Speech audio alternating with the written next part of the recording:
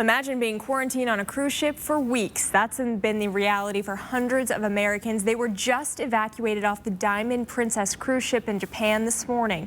They've been stuck aboard for nearly 2 weeks because of the coronavirus outbreak. Now they're on a plane back home. Good evening and thanks for staying with 4 News Now. I'm Ariana Lake. It was a similar story for one Spokane couple last week, only their trip was over before it even started. They just got back to the States and spoke with our Taylor Graham in a story you'll see only on 4 News Now.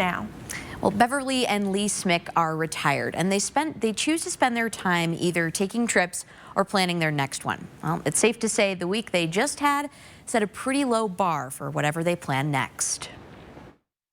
From Switzerland to Slovenia, Lee and Beverly Smick have embarked on some unforgettable adventures. I have severe wanderlust, and if I don't have a trip planned or am on a trip, it's like I'm thinking about it. It'll be hard to forget their most recent one, a 2-day trip to Singapore, where they were supposed to set sail on a Princess cruise. Didn't quite work out that way. We went to bed that night just, I can't wait to get on the ship tomorrow. This is going to be awesome.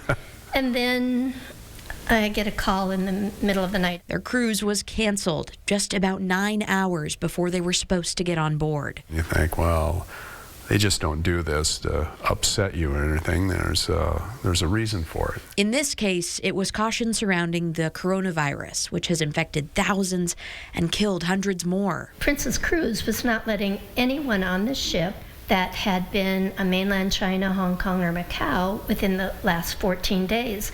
Physically, they said they were physically going to go through your passport and make sure you're telling the truth. Evidently, those precautions weren't enough to prevent the cancellation, which unraveled months of planning, hundreds of dollars, and 20 hours of travel for the Smicks. We got to spend basically 2 days in Singapore.